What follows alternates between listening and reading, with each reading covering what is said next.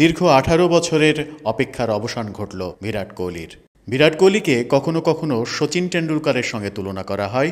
কে পৃথিবীর ক্রিকেটে সর্বকালের সেরা ব্যাটসম্যান, সেই তুলনায় শচীন টেন্ডুলকারের চাইতে বিরাট কোহলিকেই কেউ কেউ এগিয়ে রাখতে চান। আবার বাস্তবতার কারণে সবাই বলেন যে সেই তুলনা আসলে চলে না, কারণ শচীন টেন্ডুলকারের অবস্থায় এখনও বিরাট কোহলি যাননি।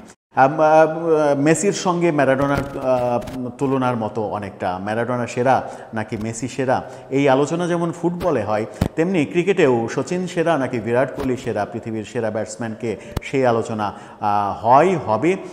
সামনে আরও সেই আলোচনা হয়তো দেখা যাবে, কারণ বিরাট কোহলি এখনও অবসরের কথা ভাবেননি। আইপিএলে দীর্ঘ 18 বছর অপেক্ষা। 2008 সাল থেকে আইপিএল শুরু হয়েছে। এবার চতুর্থবারের মতো তার দল ফাইনালে খেললো এবং সেই ফাইনালেও পরাজয়ের শঙ্কা তৈরি হয়েছিল। তারা টসে হেরে প্রথমে ব্যাট করলো, কিন্তু তাদের ওপেনিং জুটি ফিল সল্ট এবং বিরাট কোহলির যে ওপেনিং জুটি, সেই ওপেনিং জুটি খুব একটা সফল হলো না। বিরাট কোহলি 43 রান করলেন বটে, কিন্তু ফিল সল্ট সফল হলেন না। শেষ পর্যন্ত দেখা গেল যে তাদের পাতিদার এবং লিয়াম লিভিংস্টনের কল্যাণে 190 রানের একটা স্কোর হলো। তখন মনে হচ্ছিল যে অন্তত শেষ ওভারে গিয়ে যে অবস্থা হয়েছে আরসিবির, শেষ ওভারের পরিস্থিতি দেখে মনে হচ্ছিল যে রানটা 200-র বেশি হওয়া উচিত, কিন্তু সেটা হলো না। তখনই মনে হলো আরসিবি বোধহয় বিরাট কোহলির অপেক্ষার প্রহর বোধহয় আরও একটা বছর তৈরি হলো, আরও এক বছর তাকে অপেক্ষা করতে হবে, আগামী আইপিএলে আবার চেষ্টা করতে হবে। কিন্তু আজকে পাঞ্জাব সবাই মিলেই বোধহয় ব্যর্থ হলেন। একমাত্র একজন ব্যাটসম্যান শশাঙ্ক ছাড়া তেমন বড় ভূমিকা কেউই রাখতে পারলেন না। অবশ্য জশ ইংলিশ 39 রানের একটা ইনিংস খেলেছেন, শশাঙ্ক 61 রান করেছেন। ব্যাটিংয়ের হিসাবে, ব্যক্তিগত স্কোরের হিসাবে তারা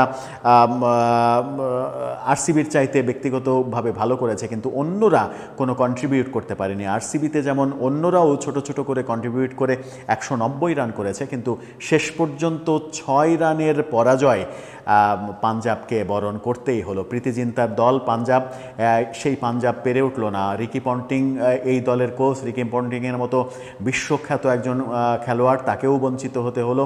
কিন্তু পাঞ্জাব দ্বিতীয়বারের মতো যখন ফাইনাল খেললো, ইতিহাসে দ্বিতীয়বার তারা ফাইনালে উঠলো। এর আগে 2014 সালে তারা ফাইনালে কলকাতার সঙ্গে হেরেছিল, এবার ফাইনালে উঠে আরসিবির সঙ্গে হেরে গেল। দুঃখজনক হার। শেষ পর্যন্ত তারা জেতা ম্যাচটা যেভাবে হারলো, একটা সময় মনে হচ্ছিল যে তাদের জয়টা খুবই সহজ, সেই সহজ জয়টা কঠিন করে ফেললো। এবং আরসিবির বোলারদের কৃতিত্ব দিতে হয়। ক্রুনাল পান্ডিয়া আজকে সেরা ডট বলের কৃতিত্ব পেয়েছেন, তিনি সবথেকে বেশি ডট বল খেলিয়েছেন। মাত্র 17 রান দিয়ে, 4 ওভারে মাত্র 17 রান দিয়ে 2 উইকেট নিয়েছেন।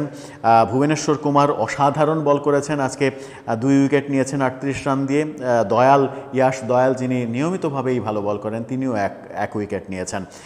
অন্যদিকে বোলিংয়ে পাঞ্জাবের কিন্তু আর্শদীপ সিং, তিনি 3 উইকেট নিয়েছেন। জেমিসন, তিনি 3 উইকেট নিয়েছেন। 3 উইকেট করে 2 জন পেয়েছেন, কিন্তু শেষ পর্যন্ত তারা বোলিংয়ে সফল হয়েছিল। আমার মনে হয় যে বোলিং সাইড পাঞ্জাবের খুবই ভালো করেছে। 190 রানের মধ্যে আরসিবিকে আটকে দিয়েছে। এই যে 190 রানের মধ্যে আটকে দেয়া, এটা তাদের বড় সফলতা, কারণ গত ম্যাচেও তারা 200-র বেশি রান চেস করে জিতেছে এই মাঠেই মুম্বাইয়ের সঙ্গে। সেই ম্যাচের মতোই মনে হচ্ছিল যে আজকেও, যেহেতু টস ভাগ্য তাদের পক্ষেই কথা বলেছে, আজকেও ম্যাচটা একই মাঠে, যেহেতু আজকেও ম্যাচটা তারা জিতে চ্যাম্পিয়ন হবে, কিন্তু শেষ পর্যন্ত ভাগ্য তাদের পক্ষে কথা বলল না। এই যখন অবস্থা, তখন আমরা দেখলাম যে গুজরাটের সাই সুদর্শন, তিনি ইমার্জিং প্লেয়ার হলেন। সেরা রানগ্রহীতার যে পুরস্কার, সেই পুরস্কারও তিনি পেলেন। সব মিলে সাই সুদর্শন এবারের টুর্নামেন্টের বলা যায় যে সেরা খেলোয়াড়। কিন্তু গুজরাটের দুর্ভাগ্য, তারা পেরে ওঠেনি, ফাইনাল পর্যন্ত আসতে পারেনি।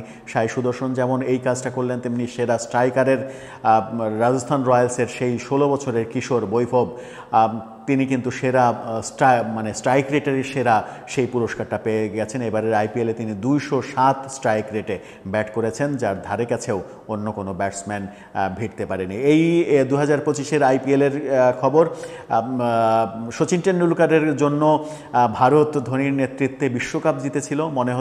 তখন মনে হচ্ছিল যে সচিন টেন্ডুলকারের কপালে পৃথিবীর সব পদকে জুটেছে, শুধুমাত্র বিশ্বকাপটা ছাড়া।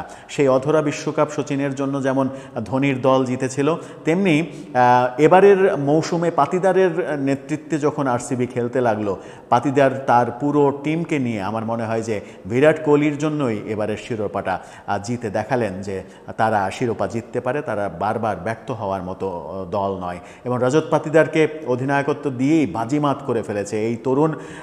এবার যে অবস্থায় দলকে পরিচালনা করেছেন সেটা প্রচণ্ড প্রশংসিত হয়েছে।